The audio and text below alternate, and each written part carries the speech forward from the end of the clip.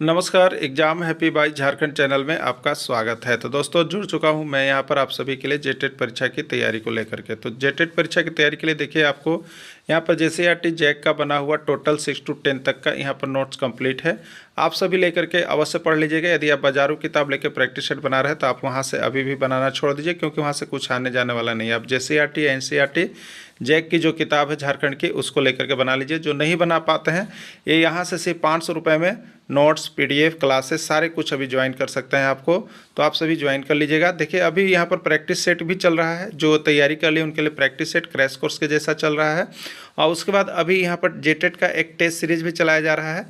Test series में जो जुड़ना चाहते हैं वो सिर्फ 100 रुपये दे करके टेस्ट सीरीज में जुड़ सकते हैं और 20 टेस्ट सीरीज में भाग ले सकते हैं। तो अभी कभी आप लोग अवश्य जुड़ जाइएगा। और जो यहाँ पर जेटेट परीक्षा की तैयारी या आकलन परीक्षा की तैयारी करना चाहते हैं तो जेटेट की तैयारी के लिए 500 और जेटेट और आकलन दोनों करना चाहते हैं तो 700 और केवल आकलन परीक्षा की तैयारी करना चाहते हैं तो 500 रुपये में आप जुड़ करके यहाँ पर कर सकते हैं। तो आप जुड़ जाइएगा। चलिए देखते हैं यहाँ पर आज क्या महत्वपूर्ण प्रैक्टिस सेट या आप कहिए उसको टेस्ट सीरीज का महत्वपूर्ण प्रश्न। यहाँ पर टेस्ट सीरीज 08 टेस्ट सीरीज 8 लेकर के आ चुके हैं। यह टेस्ट सीरीज जस्ट आपके देखिए परीक्षा के जैसा है, इसलिए टेस्ट सीरीज कोई भी यहाँ पर जो परीक्षार्थी है देना नहीं भूलिएगा, ठीक है। या टेस्ट सीरीज का प्रश्न पत्र लेना नहीं भूलिएगा, नहीं जुड़ पाते हैं तो भी, ठीक है।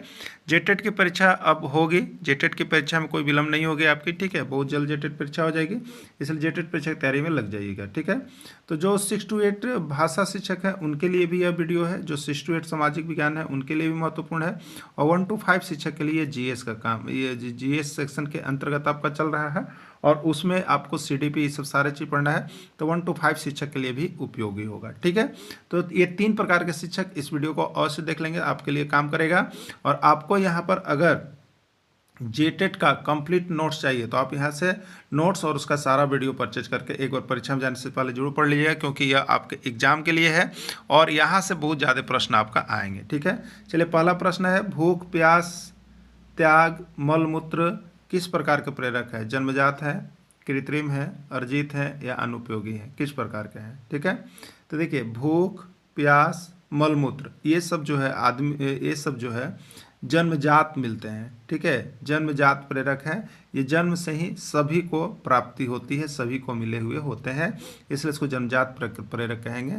और यह यूपी टेट का पूछा गया प्रश्न है, वहाँ से हमने इसको कलेक्ट किया है, ठीक है।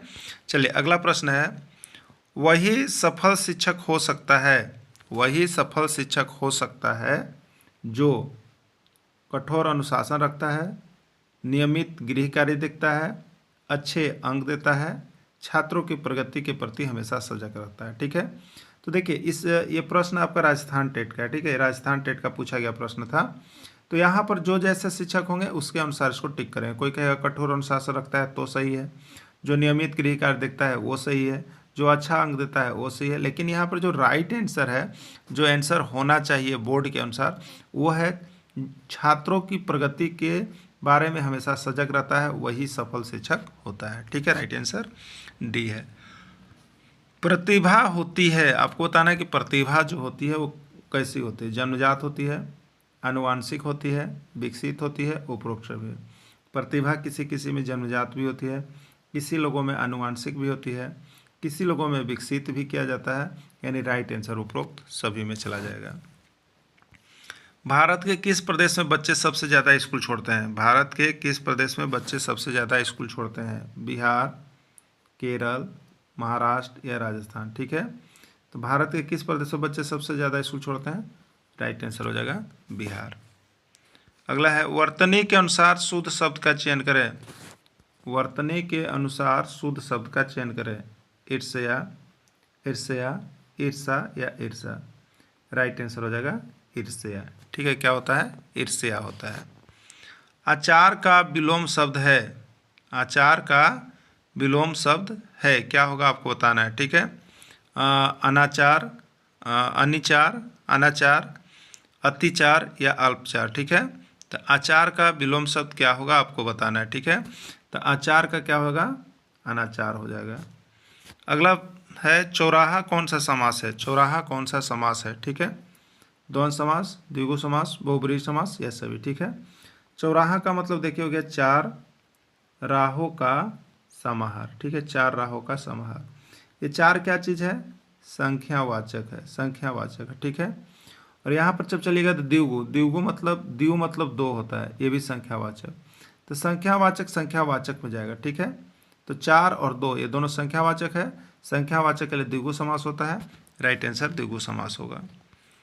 जिसका जन्म पहले हुआ हो उसके बदले में एक शब्द होगा, अनुज, द्विज, अग्रज या सर्वक, क्या होगा आपको बताना है, ठीक है। तो जिसका जन्म पहले हुआ हो उसके लिए उसको अग्रज कहते हैं हम लोग, क्या कहते हैं? अग्रज। पंडित जवाहरलाल नेहरू के द्वारा उद्देश्य प्रस्ताव कब प्रस्तुत किया गया? पंडित जवाहरलाल नेहरू के द्वारा उद्देश्य प्रस्ताव कब प्रस्तुत किया गया? 9 दिसंबर 1946, 11 दिसंबर 1946, 13 दिसंबर 1946 या कोई नहीं, ठीक है। तो पंडित जवाहरलाल नेहरू के द्वारा उद्देश्य प्रस्ताव जो प्रस्तुत किया गया वो आपका 13 दिसंबर 1946 को किया गया। 9 दिसंबर 1946 को संविधान सभा की प्रथम बैठक हुई थी, ठीक है। उसके बाद 11 दिसंबर 1946 को अस्थाई अध्यक्ष बनाए गए थे और 13 दिसंबर को उद्देश्य प्रस्ताव पारित किया गया था। इटखोरी कौन सा धर्म का तीर्थ स्थल नहीं है? इटखोरी कौन सा धर्म का तीर्थ स्थल नहीं है आपको बताना है, ठीक है। जैन धर्म, बौद्ध धर्म, ईसाई धर्म या हिंदी धर्म, किसका तीर्थ स्थल नहीं है आपको बताना है। तो जैन इटखोरी जो है जैन धर्म का भी है, बौद्ध धर्म का भी है, हिंदू धर्म का भी है, ईसाई धर्म का तीर्थ स्थल नहीं है, राइट आंसर सी हो जाएगा। बेतला नेशनल पार्क किस जिला में स्थित है? गढ़वा, लातेहार, पलामू या रांची। ये प्रश्न अभी तो झारखंड के एग्जाम में आपको बता देते हैं 21 से ज़्यादा बार पूछ दिया गया है, इसलिए बहुत इंपॉर्टेंट प्रश्न है, देख लीजिएगा आप सभी। राइट आंसर इसका लातेहार होगा, ठीक है, लातेहार होगा। अद्वैतवाद का प्रतिपादन किसने किया? अद्वैतवाद का प्रतिपादन किसने किया? शंकराचार्य, रामानुजाचार्य, वल्लभाचार्य या स्पेनाचार्य, ठीक है। अद्वैतवाद का प्रतिपादन किसने किया आपको बतलाना है, ठीक है। अद्वैतवाद का प्रतिपादन आपका जो यहाँ करने वाले हैं वो आपके यहाँ पर शंकराचार्य आते हैं, ठीक है, और विशिष्ट में रामानुजाचार्य, ठीक है। तो शंकराचार्य को आप टिक कर लेंगे। प्रारूप समिति के अध्यक्ष कौन थे? डॉक्टर भीमराव अम्बेडकर, पंडित जवाहरलाल नेहरू, डॉक्टर भीमराव अम्बेडकर या कोई नहीं, ठीक है। तो प्रारूप समिति के जो अध्यक्ष थे वो आपके थे डॉक्टर भीमराव अम्बेडकर, ठीक है। डॉक्टर भीमराव अम्बेडकर प्रारूप समिति के अध्यक्ष थे, ठीक है। तो 13 का जो आपका आंसर हो जाएगा, 13 का आंसर यहाँ पर एक ए भी आ रहा है, तो ए वाला का भी सही है, सी वाला का भी सही है, नहीं डॉक्टर भीमराव अम्बेडकर होगा। इटखोरी तीर्थस्थल झारखंड के किस जिले में स्थित है? इटखोरी तीर्थस्थल झारखंड के किस जिले में स्थित है? गिरिडीह, चतरा, धनबाद या जामताड़ा। इटखोरी तीर्थस्थल झारखंड के चतरा जिले में स्थित है। प्रश्न ये भी पूछे हुए हैं, ठीक है, पूछा हुआ प्रश्न है आपके झारखंड राज्य में। वे सभी पदार्थ जो खनन द्वारा प्राप्त होते हैं, वे सभी पदार्थ जो खनन द्वारा प्राप्त होते हैं वो क्या कहलाते हैं? खनिज, खान, अधातु या कोई नहीं, ठीक है। तो खनन के द्वारा, जैसे कोयला खनन के द्वारा प्राप्त होता है, खानते हैं तब नीचे से निकलता है, ठीक है। और यहाँ पर आप कहिएगा बॉक्साइट खनन द्वारा निकलता है। तो जो खनन द्वारा प्राप्त होते हैं उसको हम लोग खनिज कहते हैं, मिनरल्स कहते हैं, खनिज कहते हैं, ठीक है। राइट आंसर ये हो जाएगा। निजामुद्दीन औलिया थे, निजामुद्दीन औलिया थे, आपको बताना है कि निजामुद्दीन औलिया क्या थे, ठीक है। सूफी संत थे, अलवार संत थे, जैन संत थे या बौद्ध संत थे, ठीक है। ये राजस्थान टेट में पूछा गया प्रश्न है, ठीक है, राजस्थान टेट का। निजामुद्दीन औलिया कौन थे? तो ये आपका सूफी संत थे। कौन थे निजामुद्दीन औलिया? सूफी संत थे। अगला, चूज करेक्ट स्पेलिंग ओनो, ओनर, ऑन्यूर, नन ऑफ दीज, इसमें कौन स्पेलिंग सही है? तो ऑनर ये स्पेलिंग सही है, सम्मान के सेंस में जाता है, राइट आंसर सी हो जाएगा। Right opposite word of hard, hard का अपोजिट वर्ड क्या होगा आपको बताना है। चीप होगा, स्विफ्ट होगा, सॉफ्ट होगा, मिक्स होगा। तो हार्ड का मतलब क्या होता है? कठोर। हार्ड का मतलब हिंदी में कठोर होता है, और सॉफ्ट मतलब क्या होता है? मुलायम होता है। सॉफ्ट मतलब मुलायम होता है, ठीक है। तो हार्ड का क्या हो जाएगा? सॉफ्ट हो जाएगा, ठीक। चलिए अगला प्रश्न। भारत का संविधान लागू हुआ, भारत का संविधान लागू हुआ 26 नवंबर 1949, 26 जनवरी 1950, 29 नवंबर 1949, कोई नहीं, ठीक है। तो भारत का संविधान कब लागू हुआ ये आपको बताना है, ठीक ना। तो इसका राइट आंसर हो जाएगा 26 जनवरी 1950। बहुत बार प्रश्न है, आपको हल्का लग रहा है लेकिन बार बार प्रश्न पूछा जाता है, कन्फ्यूज कराया जाता है, ठीक है। अशोक के ज़्यादातर अभिलेख किस भाषा में लिखे गए हैं? अशोक के ज़्यादातर अभिलेख किस भाषा में लिखे गए हैं, प्रश्न पूछा गया है। जेटेट का भी ये प्रश्न है और यूपी टेट का भी प्रश्न है, बिहार टेट का भी प्रश्न है। प्राकृत भाषा, पाली भाषा, रिजु भाषा या कोई, ठीक है। तो अशोक के ज़्यादातर अभिलेख किस भाषा में लिखे गए हैं ये आपको बतलाना है, ठीक है। तो अशोक के ज़्यादातर अभिलेख किस भाषा में लिखे गए हैं? प्राकृतिक भाषा में लिखे गए हैं। अशोक के ज़्यादातर अभिलेख किस भाषा में लिखे गए हैं? प्राकृत भाषा में लिखे गए हैं, ठीक है। अब देखिएगा अगला प्रश्न यहाँ पर आपके लिए है, इसमें कौन धात्विक खनिज का उदाहरण है? धात्विक खनिज का उदाहरण है सोना, चांदी, लोहा या सभी, ठीक है। तो धातु वाले खनिज को हम लोग क्या कहते हैं? धात्विक खनिज कहते हैं। जो धातु होता है, तो सोना धातु है, लोहा भी धातु है, चांदी भी धातु, इसलिए सभी धात्विक खनिज के उदाहरण हो गए। राइट आंसर सभी हो जाएगा, ठीक है। रामचरितमानस की रचना किसने की? रामचरितमानस की रचना किसने की? तुलसीदास, सूरदास, महर्षि वाल्मीकि या महर्षि वेदव्यास, ठीक है। तो रामचरितमानस की रचना किसने की? तो यहाँ पर आ जाएगा आपका तुलसीदास, ठीक है। रामचरितमानस की रचना किसने की? तुलसीदास। देखिए ये दो प्रश्न, रामचरितमानस की रचना किसने की और रामायण की रचना किसने की, दोनों में अंतर है और दोनों प्रश्न आते हैं, इसलिए सो कन्फ्यूज मत होइएगा आप लोग, ठीक ना। देश के प्रथम राष्ट्रपति कौन थे? देश के प्रथम राष्ट्रपति कौन थे? पंडित जवाहरलाल नेहरू, डॉक्टर राजेंद्र प्रसाद, डॉक्टर सच्चिदानंद सिन्हा या कोई नहीं। राइट आंसर क्या होगा? तो देश के प्रथम राष्ट्रपति जो थे आपके, वो डॉक्टर राजेंद्र प्रसाद थे, ठीक है। राइट आंसर बी हो जाएगा। अगला प्रश्न है, इसमें मौर्य वंश के राजा कौन हुए? इसमें मौर्य वंश के राजा कौन हुए? चंद्रगुप्त मौर्य, बिंदुसार, अशोक या सभी, ठीक है।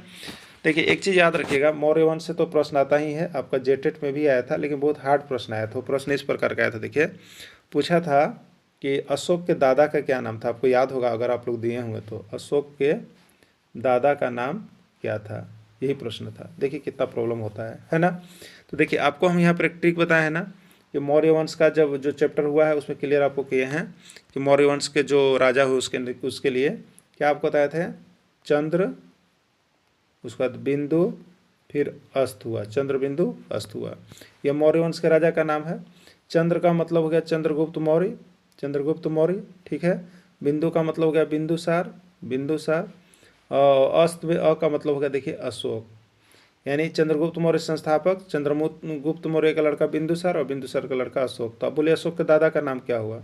तो बिंदुसार हो गया अशोक के पिता, और अशोक के पिता यहाँ पर पिता होगा, ठीक है, बिंदुसार, और ये हो गया बिंदुसार के पिता। तब अशोक के पिता कौन लगेंगे? अशोक के कौन लगेंगे? बाबा लगेंगे, यानी चंद्रगुप्त मौर्य ही तो इसका आंसर हो गया ना। तो चंद्रगुप्त मौर्य था, ठीक है। तो प्रश्न इस प्रकार से पूछा जाता है, इसलिए मौर्य वंश के राजा चंद्रगुप्त मौर्य भी हैं, बिंदुसार भी, अशोक भी, यानी राइट आंसर सभी में जाएगा। सिटी ऑफ गोल्ड या ईगोली के नाम से किसको जाना जाता है? सिटी ऑफ गोल्ड या ईगोली के नाम से किसको जाना जाता है? यूरोप, अफ्रीका, दक्षिण अफ्रीका या कोई नहीं, ठीक है। सिटी ऑफ गोल्ड या ईगोली के नाम से दक्षिण अफ्रीका को जाना जाता है। सूरसागर, सूर सरावली और साहित्य लहरी की रचना किसने की? तुलसीदास, सूरदास, मीराबाई या वेदव्यास, ठीक है। देखिए सब में लगा हुआ सूर, सूर, स, यानी सूरदास, सूरदास ने किया, ठीक है। चलिए, छोटा नागपुर केसरी के नाम से किसको जाना जाता है? आपको बताना है छोटा नागपुर केसरी के नाम से किसको जाना जाता है? जयपाल सिंह मुंडा, बाबू राम नारायण सिंह, रीता फारिया, नीलांबर पीताम्बर, ठीक है। छोटा नागपुर केसरी के नाम से बाबू राम नारायण सिंह को जाना जाता है। अशोक का नाम पुराणों में क्या मिलता है? अशोक का नाम पुराणों में क्या मिलता है? अशोक वर्धन, देवनाम प्रिय, कोई नहीं। तो अशोक का नाम पुराणों में देवनाम प्रिय के नाम से मिलता है। बॉक्साइट अयस्क से किस धातु की प्राप्ति होती है? सोना, चांदी, एल्युमिनियम या लोहा, ठीक है। तो बॉक्साइट अयस्क से किस धातु की प्राप्ति होती है? तो बॉक्साइट से एल्युमिनियम धातु का निष्कर्षण होता है, ठीक है। मीराबाई का जन्म कहाँ हुआ था? राजस्थान, बंगाल, झारखंड या तमिलनाडु? मीराबाई का जन्म कहाँ हुआ था? मीराबाई का जन्म राजस्थान हुआ था, ठीक है। देखिए इस तरह से टेस्ट सीरीज में बहुत से यहाँ शिक्षक लोग परचम लहरा रहे हैं, आप सभी परचम लहरा सकते हैं। सभी कोई का यहाँ नाम के साथ बताया जाता है कौन कौन इसमें सफल हुए हैं। तो आप सभी टेस्ट सीरीज में अवश्य भाग लें और जितना हो सके यहाँ से नोट्स खरीद करके एक बार अवश्य पढ़ लें, क्योंकि परीक्षा बहुत जल्द होने वाली है। धन्यवाद।